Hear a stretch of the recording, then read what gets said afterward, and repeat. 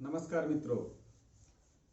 अभी हमारी चर्चा चल रही है कि कुंडली में जितने भी भाव होते हैं, देखिएगा, जैसे कुंडली में जितने भी भाव होते हैं, जैसे मान लीजिए कि यह प्रथम भाव है, द्वितीय भाव है, तृतीय भाव है, चतुर्थ भाव है, पंचम भाव है, छठा भाव है, सातवां भाव है, आठवां भाव है, नौवां भाव है, 10वां भाव है, 11वां भाव है, 12वां भाव है।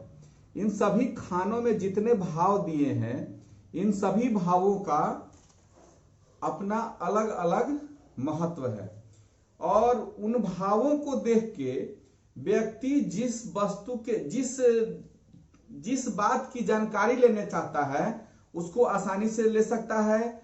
अगर चाहे तो उन भावों को देखकर उनके भाई से उनका क्या संबंध होगा, भाई की क्या स्थिति होगी, माता से संबंध कैसा होगा, उनकी आर्थिक स्थिति कैसे होगी, उनकी शिक्षा कितनी तक होनी चाहिए, ये सब चीज यह भाव बता देते हैं।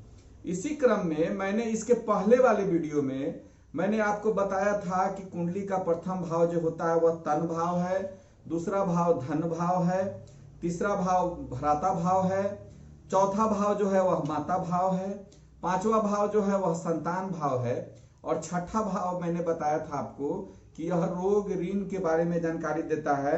यह भाव जो है यह रोग ऋण के भाव से संबंधित है। सातवां भाव जो कुंडली का होता है वह उसको जया भाव बोलते हैं। सातवां भाव जो कुंडली का होता है वह पत्नी का स्थान माना जाता है। पत्नी के स्थान के अलावा और भी बहुत सी चीजें हैं, आगे की वीडियो में मैं आपको बताऊंगा। लेकिन पत्नी लग्न को देख के जिस लग्न का व्यक्ति है उसकी पत्नी का स्वभाव किस प्रकार का होगा वह सब उस भाव से पता चलना शुरू हो जाता है। इस चीज को जब आप भाव को देखेंगे पढ़ेंगे तो समझ में आ जाएगा। तो कुंडली का लग्न का जो सातवां भाव है वह जया भाव बोला जाता है। आठवां भाव जो है वह आयु भाव बोलते हैं उसको। बहुत से लोग इस भाव को मृत्यु भाव भी बोलते हैं। इसके अलावा इस भाव में और भी बहुत सी चीजों की जानकारी हो जाती है। ससुराल से उसका क्या संबंध होगा और भी चीजों को जब आगे इसके बारे में मैं बताऊंगा तब इस पर आप इसको ध्यान से देखिएगा। नौवां भाव जो कुंडली का होता है वह पिता का भाव होता है और कहा जाता है कि कुंडली का जो त्रिकोण होता है, कुंडली के त्रिकोण भाव पुत्र और पिता भाव से जुड़े रहते हैं और पुत्र से लगन से पांचवा पुत्र का भाव और पुत्र से पांचवा पिता का भाव बोला जाता है उसको। इस चीज को याद रखिएगा। इसको पंचम टू पंचम भाव बोला जाता है। इसके अलावा कुंडली का 10वां भाव जो है वह आपके कर्म भाव से जुड़ा हुआ है। आपके कर्म कैसे होंगे वह आपका 10वां भाव बताता है। 11वां भाव जो है वह लाभ भाव से जुड़ा हुआ है और 12वां भाव जो है खर्च, विदेश यात्रा, जेल यात्रा, बहुत जेल भाव, ये सब चीज जो है अस्पताल के खर्चे का भाव, यह 12वां भाव बताता है। भाव को आप हमेशा याद रखेंगे। जब लग्न को याद रख लेंगे आप, लग्न की राशि के बारे में याद रखिएगा, राशियों के ग्रह का स्वामी कौन सा है वह याद रहना चाहिए और भाव को कंठस्थ याद रखना चाहिए।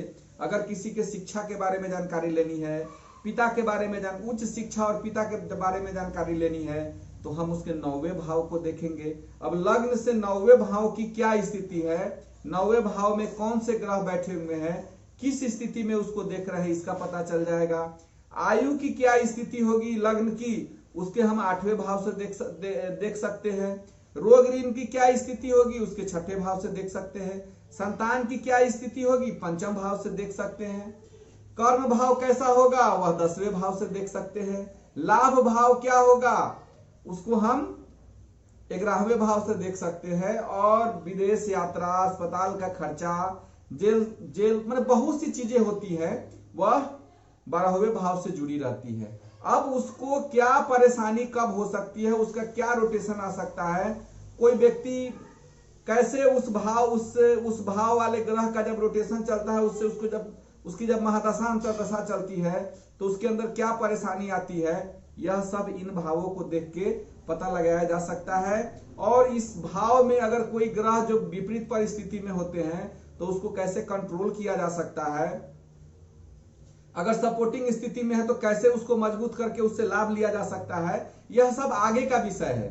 लेकिन हमको हमेशा भाव के बारे में जरूर जानकारी रखना है कि प्रथम भाव तन भाव, दूसरा भाव धन भाव, तीसरा भाव भ्राता भाव, चौथा भाव माता भाव, पांचवा भाव जो है वह संतान भाव, छठा भाव रोगऋण भाव, सातवां भाव जया भाव यानी पत्नी भाव, आठवां भाव आयु भाव, नौवां भाव पितृभाव, 10वां भाव कर्म भाव, 11वां भाव जो है वह लाभ भाव और 12वां भाव जो है वह एक तरह का व्यय भाव ही है। व्यय भाव के अलावा विदेश यात्रा का, उसके बाद जेल भाव है, इसके अलावे क्या बोलते हैं उसको कि खर्च, अस्पताल का खर्च और भी खर्च का वह भाव है। इन भावों को याद रखेंगे। जैसे जैसे आगे मैं कुंडली के बारे में कुछ कुछ बताते रहूंगा ताकि आप उसको आसानी से देख सकें, कुंडली का विश्लेषण आसानी से कर सकें, इसलिए इन भावों को जानना जरूरी है। आगे के वीडियो में आगे की जानकारी दी जाएगी। तब तक के लिए नमस्कार, धन्यवाद, जय हिंद, जय भारत।